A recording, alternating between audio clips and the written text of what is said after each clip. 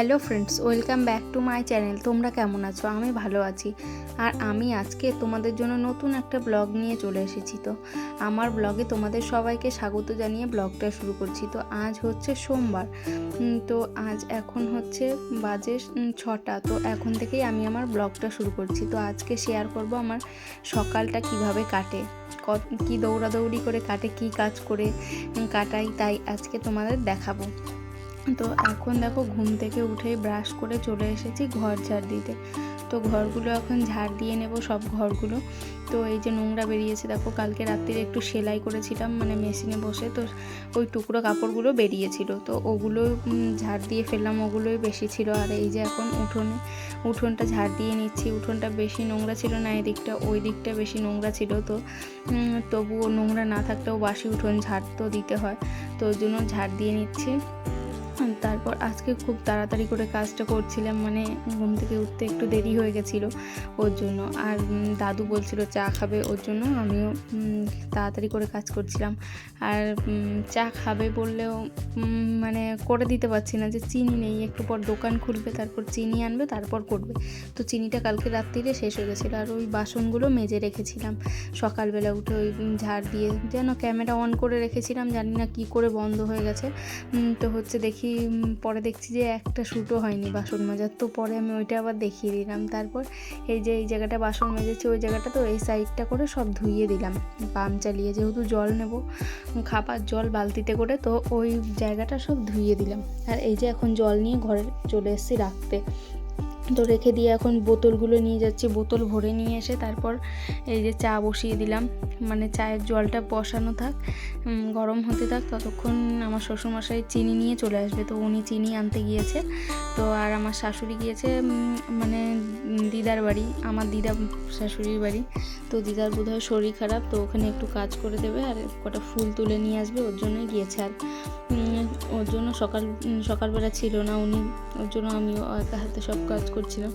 দেখো এখন রান্নাঘরে এসেছি, চা বসিয়ে দিয়ে পাশে দেখছি যে এত পিঁপড়ে এখানে কেন বলো তো। কালকে একটা সুজির প্যাকেট কেটে রেখেছিলাম, তো প্যাকেটটা এরকমই ছিল, মানে কোনো কৌটায় ভরা হয়নি সুজি। তো আমার আর খেয়াল ছিল না কৌটায় ভরবো করে, তো ওইটা ওখানে পিঁপড়ে লেগে গেছিলো। আর এই যে এখন ভাবলাম এইটুকু মুছলাম, তো কৌটাগুলো অনেক দিন ধরে ধোয়া হচ্ছে না, তো একটু মুছেই নিই। তো ধোয়ার সময় তো নেই আজকে, ওই জন্য ভাবলাম মুছে নিই। তো ঝটাপট করে মুছে নিচ্ছি কৌটাগুলো। তো ওই দেখো সুজির প্যাকেটটা, ওইটাই পিঁপড়ে লেগেছিলো। তো ওইটা আবার একটু পাশে ঝাড়িয়ে রাখলাম, মানে ওটা ঝেড়ে পাশে রেখেছিলাম। তো সেটা পিঁপড়েটা ছেড়ে গেছে বলে নিয়ে এসেছি উপরে। তো এইগুলো এখন মুছে দিচ্ছি। ওই দেখো চিনির কৌটায় চিনি নিয়ে রেখেছো। তো হচ্ছে এই যে সবগুলো মুছে টুছে নিচ্ছি। তারপর চাটা এদিকে বসিয়ে দেবো। নিয়ে আজকে করবো লাল চা আদা দিয়ে করব ভেবেছিলাম, তো আদা নেই বলে আর দিতে পারিনি। তো হচ্ছে এরকম করেই আমার তাড়াতাড়ি করে কাজ করে সকালটা কাটে। আবার যদি একটু দেরি করে ঘুম থেকে উঠি তো আরও তাড়াতাড়ি, তখন মানে হয় যে স্পিড বাড়িয়ে দিলে যেরকম হয় ভিডিওতে, তো ওরকম কাজ করি, দৌড়ে দৌড়ে দৌড়ে দৌড়ে। আর মনে হচ্ছে কাজই শেষ হতে চায় না, একটার পর একটা হাজির হয়ে থাকে। তো আজকে এইগুলোই তোমাদের সাথে শেয়ার করব। আমি সকাল থেকে ঘুম থেকে উঠে আমি বাসি কাজ কি করি, এগুলোই তোমাদেরকে দেখাবো। তো এই যে এখন কৌটাগুলো সাজিয়ে রেখে দিচ্ছি।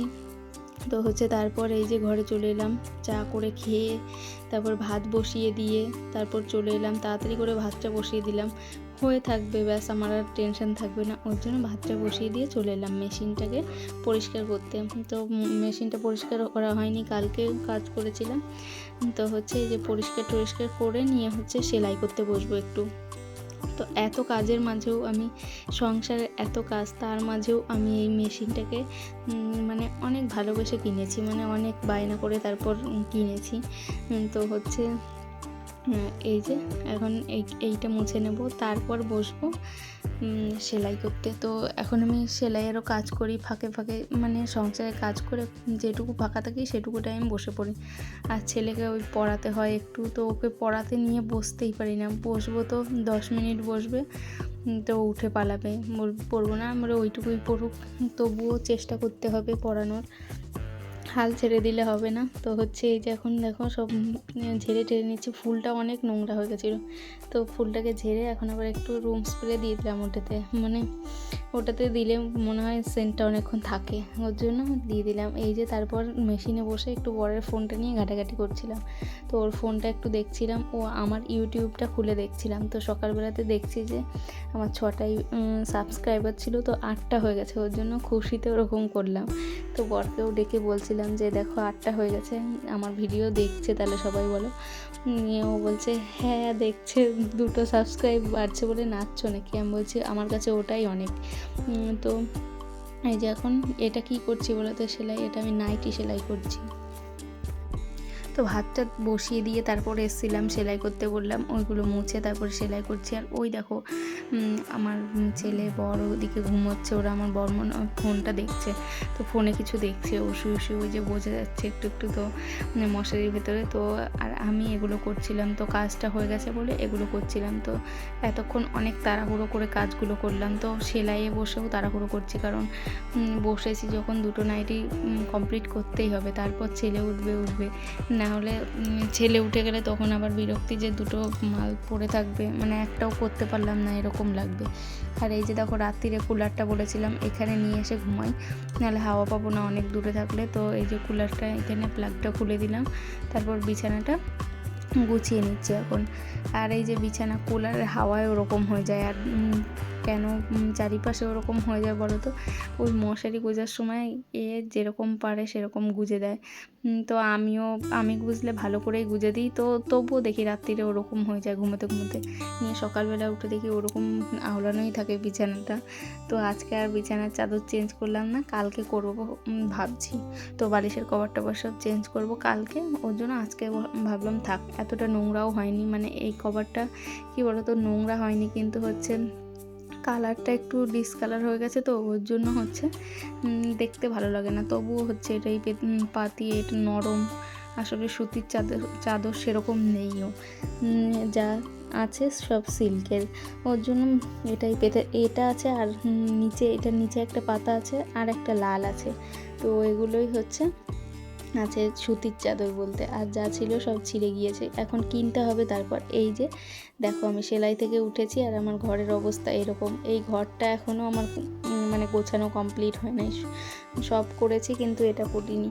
এই যে দেখো এখন এই যে কুলারটাকে ওইদিকে সরিয়ে সব একদম ফিটফাট করে রেখে দেবো গুছিয়ে। তো ওই যে মেশিনের ওপর বাটিতে দুধ আর কর্নফ্লেক্সগুলো আছে, তো ওইটা এখন ছেলেকে খাইয়ে দেবে আমার বর। তো হচ্ছে ওর জন্য গুলে রেখেছি, ও আবার খাইয়ে দিয়ে নিয়ে চলে যাবে। ও বললো একটু ভাত দাও খেয়ে যাই, তো আজকে মুখ ফুটে বললো নিয়ে আমি আলু সেদ্ধ মাখতে গেছিলাম, তখন এসে বলছে না আর খাবো না। তো অনেক করে বললাম তবু খেলো না। তারপর এই যে ও চলে যাওয়ার পর আমি কটা ভাত খেলাম।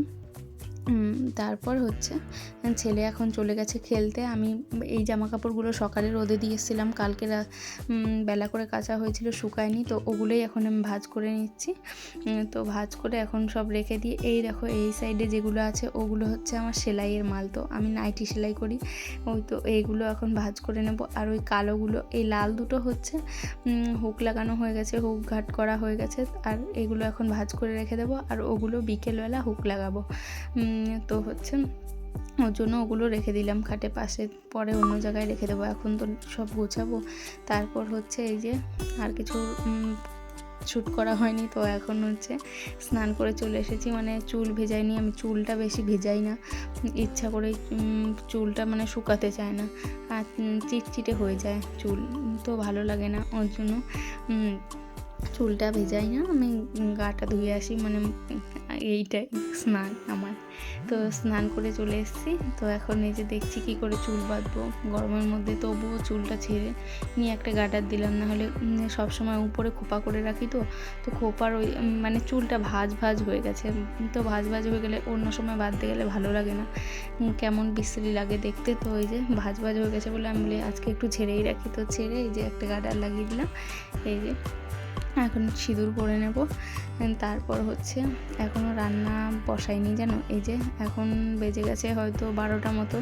আবার বসেছিলাম একটু ফোন দেখছিলাম এই স্নান করার আগে, ঘরটর মুছে তারপর ফোন দেখছিলাম অনেকক্ষণ শুয়ে শুয়ে নিয়ে। তারপর এই যে রান্না করতে যাব। আজকে রান্না করব হচ্ছে মাছের ঝোল আলু দিয়ে, আর এই যে ডিম, মাছের ডিম দিয়ে পটল ভাজা, পটল কুচি করে রেখেছে শাশুড়িমা, তো ওগুলো আমি ভাজা করছি, সব শাশুড়িমাই কেটে দিল। তো এই যে মাছের আলু, ওটা আদা, আর এটার নামটা আমি বেশ বলতে পারবো না এটা কি, তো এটা যাই হোক, ওটা হচ্ছে সর্ষে ফোড়ন দিয়ে ভাজা করব, ওটা লাউয়ের মতো খেতে। তো হচ্ছে এই যে মাছের ঝোল, মাছ ভাজা বসিয়ে দিয়েছি। তো এসে এই যে একটু ঢং করছি গরম লেগেছিল বলে। তো আজকের মতো এখানেই আমি আমার ব্লগটা শেষ করছি। তোমরা আমার চ্যানেলটা সাবস্ক্রাইব করে দিও। সবাই ভালো থাকবে, টাটা।